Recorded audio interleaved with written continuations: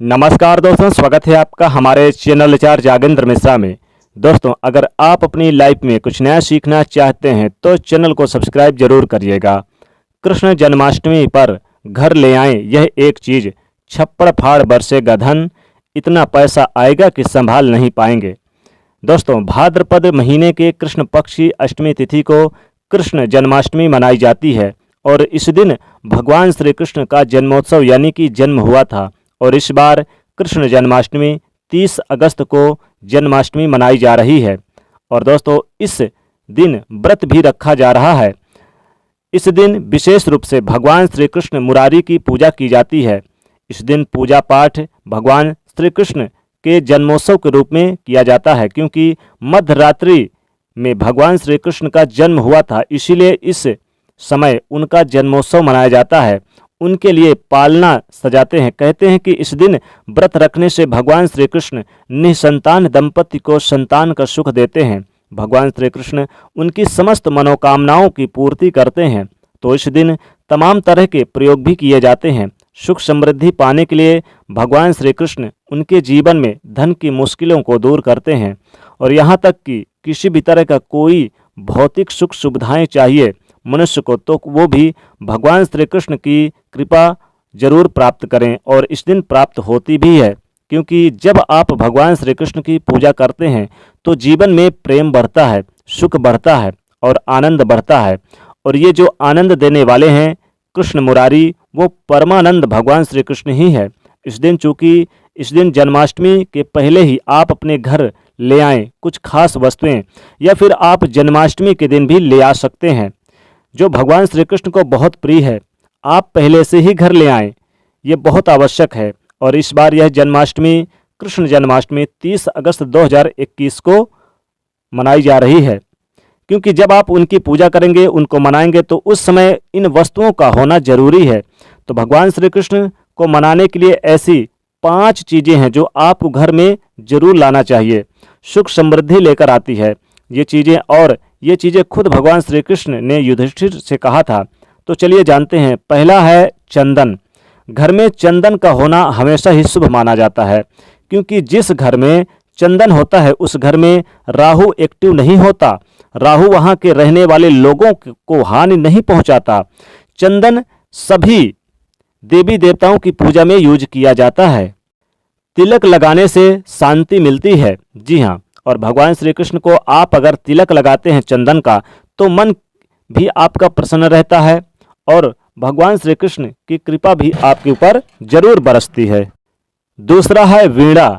घर में वीणा करे, यानी कि वीणा होना बहुत जरूरी है। वीणा का होना घर में काफ़ी अच्छा और पॉजिटिव एनर्जी का संचार करता है। हालांकि वीणा को साफ सुथरे जगह पर ही रखिएगा, क्योंकि इसमें माँ लक्ष्मी, माँ सरस्वती की कृपा बरसती है। वीणा में माँ सरस्वती का वास होता है। छोटा सा ही सही, लेकिन वीणा खरीद कर जरूर लाएं, और या फिर आप उसकी तस्वीर भी ला सकते हैं। तो दूसरी चीज़ वीणा लाएं। इससे यानी घर के सभी सदस्यों के बुद्धि का विकास होता है। घर लाने से आपकी हर परेशानियां अपने आप समाप्त हो जाती है।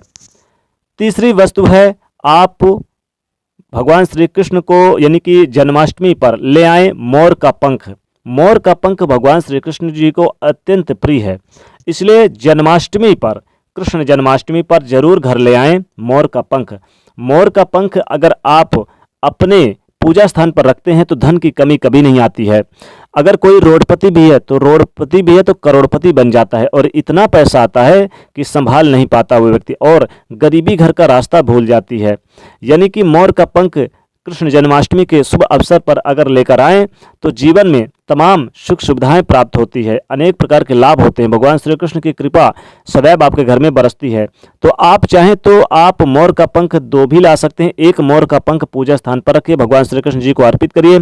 दूसरा मोर पंख आप अपने कीमती खजाना जहाँ रखते हैं, जहाँ आप अलमारी वगैरह पे पैसे वगैरह रखते हैं, वहाँ पर भी रखें, तो धन को आकर्षित करता है, धन को खींचता है, और छप्पड़ फाड़ के धन संपदा आपके घर में पैसा आता है।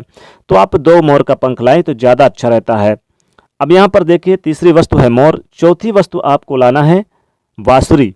बांसुरी भगवान श्री कृष्ण जी को बहुत प्रिय होती है, इसलिए कृष्ण जन्माष्टमी के शुभ अवसर पर या उससे पहले भी आप लेकर आएं बांसुरी। बांसुरी अगर आप लेकर आते हैं और पूजा स्थान पर रखते हैं, भगवान श्री कृष्ण जी को समर्पित करते हैं, तो आपके घर में सभी सदस्यों के बीच आपस में प्रेम बढ़ता है, खुशहाली छाई रहती है। आपके घर में अगर किसी प्रकार कोई कष्ट या किसी ने कुछ नेगेटिव एनर्जी प्रवेश करा दिया या फिर कोई टोने टोटके, तो इन सभी चीज़ों से मुक्ति मिलेगी और श्री कृष्ण की कृपा से धन की बारिश होती है। कहते हैं कि अगर आप कृष्ण जन्माष्टमी के शुभ अवसर पर या उससे पहले अगर आप मुरली ला कर आते हैं और भगवान श्री कृष्ण जी को अर्पित करते हैं, तो आपके घर में आपको बहुत लाभ होगा। साथ ही आप मुरली चाहें तो बजा भी सकते हैं कृष्ण जन्माष्टमी के शुभ अवसर पर, यह आपके लिए बहुत लाभदायक स्थितियां रहेंगी। तो चौथी चीज़, आपको मुरली यानी जरूर लेकर आना है।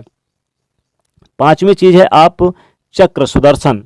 अगर सुदर्शन आप लेकर आएँ, चाहे चांदी का लेकर आएँ या फिर आप पीतल का लेकर आ सकते हैं, तांबे का भी लेकर आ सकते हैं, यानी कि आप इन्हीं चीज़ों का लेकर आएँ, बाकी आप लोहा वगैरह का मत लेकर आइएगा।